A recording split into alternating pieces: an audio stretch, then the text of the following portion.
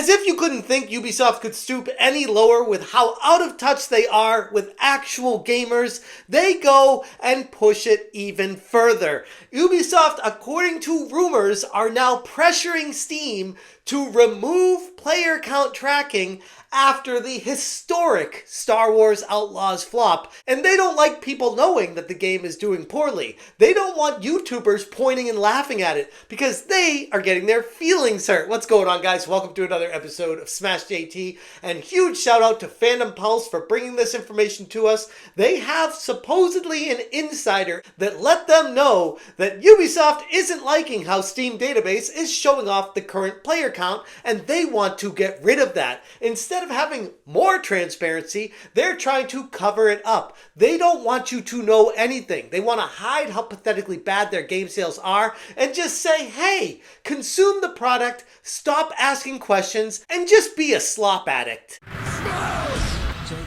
Hit that subscribe, give me a like, and check out smashjt.com for the full article breaking down how Ubisoft is now rumored to be getting in touch with Steam and not liking how the player count is being shown out there and trying to find a way to get that to stop. A wild new rumored leak from an insider to Fandom Pulse exposes Ubisoft's dissatisfaction with Valve and Steam for displaying concurrent player counts on its platform. Currently, this kind of transparency is readily available to all through Steam's tracking tools for third-party websites like SteamDB, and it's something that I, alongside many other YouTubers, often reference as a good barometer for how a game is doing out there, so we can have fun, find out what's going on with the game industry, see what games are taking off out there, and which ones are complete and utter flops. The problem with all this? Well, it publicly embarrasses the performance of many of Ubisoft's titles specifically, and they don't like that. Their fifis are getting hurt, and we can't have that in the modern era of gaming. People aren't allowed to have their feelings hurt. Everyone deserves a participation trophy, because I guess if you just work at a game company, people should just accept what you do, pick up your slop, buy it, and stop complaining. Well, if Ubisoft had their way, that's probably what would happen here. According to the insider, Ubisoft is now actively seeking to pressure Steam to discontinue its player count tracking. And they quoted the insider stating, Ubisoft and other companies want to pressure Steam to stop the tracker from giving out info they want to keep to themselves. And you gotta ask yourself, what would be the reason for that? And the only answer is because they're embarrassed. When people see just how piss poor a game is performing, it creates a snowball effect and makes other people not want to pick up the game. It's the complete opposite of, say, a game like Game Science's Black Myth Wukong. When people see it selling gangbusters and everyone and their mother's picking this game up to play it and they're buying it in droves, other people are going to see it and be like, man, what am I missing out on? I want to participate in what's happening right now. That game looks awesome. Everyone's talking about it. I want to be a part of this. And then you get games from Ubisoft like Star Wars Outlaws where people are like, yeah, the game looks like trash. There's glitches, bugs everywhere. It's pushing DEI throughout the entire game. Why would I want to support this? And then you see nobody is supporting it. And you're like, yeah, that confirms my suspicions of it. I don't want anything to do with this game. Ubisoft wants to remove the ability for you to see what other people think and are playing for games on their own systems. That's not very transparent of them. The insider continues, they want to be able to present findings to investors so they can make it sound good.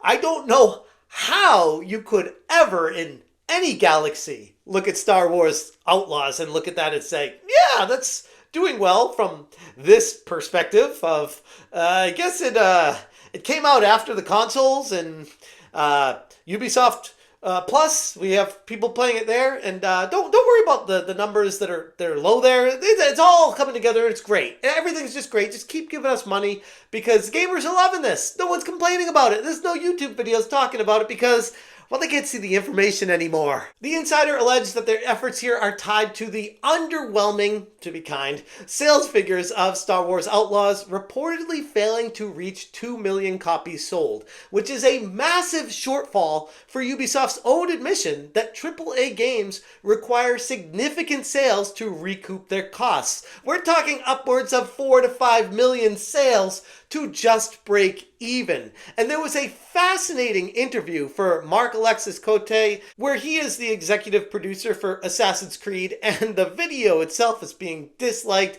much more than liked by the vast majority of people who have even watched this from a very small YouTube channel. But what he says here is fascinating. Not just talking about the numbers that are required to sell, but how he's still pushing the whole diversity, equity, and inclusion thing that is this religion over at Ubisoft that gamers do not believe in. So it's diverse, it can be inclusive, we can tell different stories that will have a pull for different people in different parts of the world, and we're not stuck telling the same story over and over again with the same heroes. He goes on to talk about how it's important to hit the mark of 10 million games being sold from a AAA title to start making a profit from it and substantial amount of money out of the game. And that's just for one single game. That's a big ask. It's a tall order. And it's something that Ubisoft is finding out doesn't come easily. What I'm going to say applies to like mostly premium games, more traditional kind of AAA games.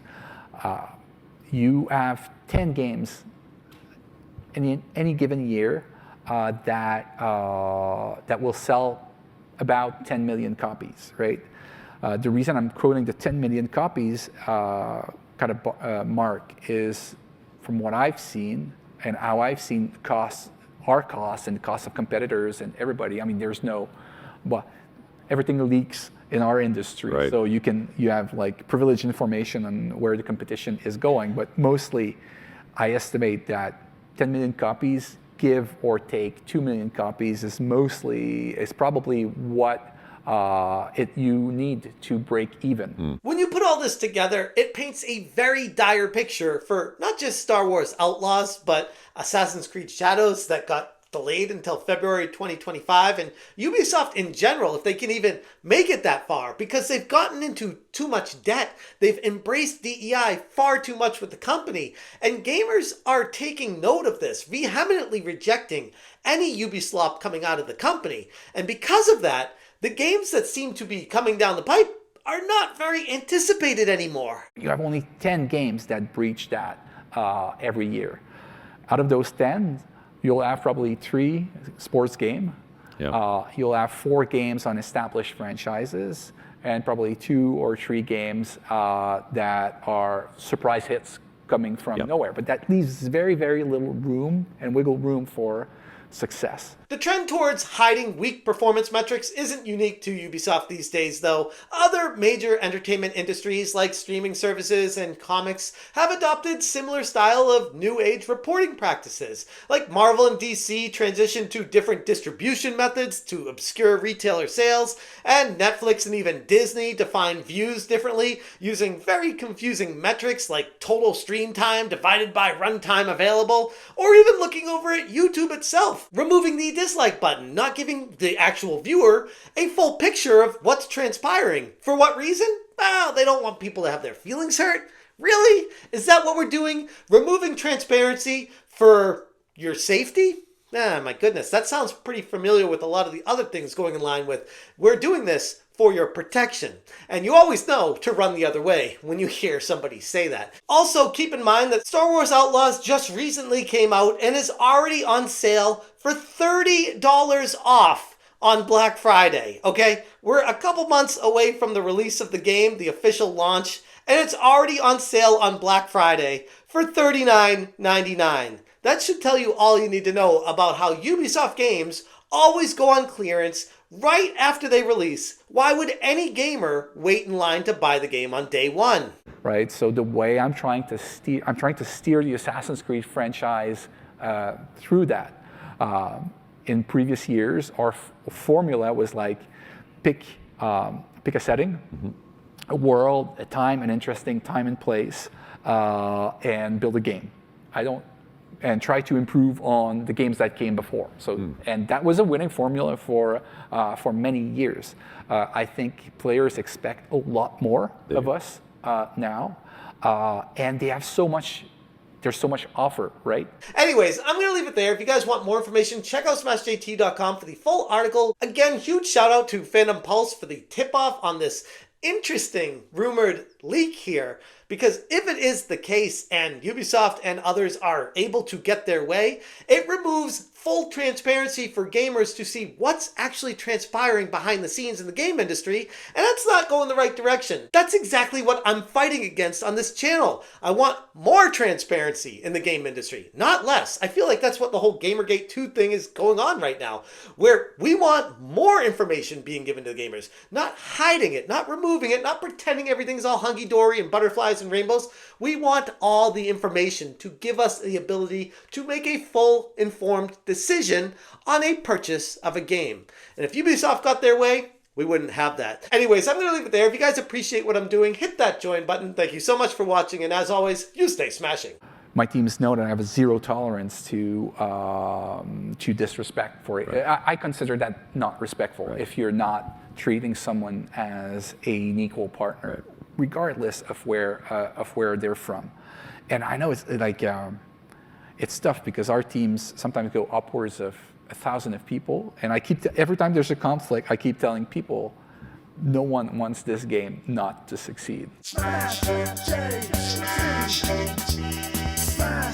J.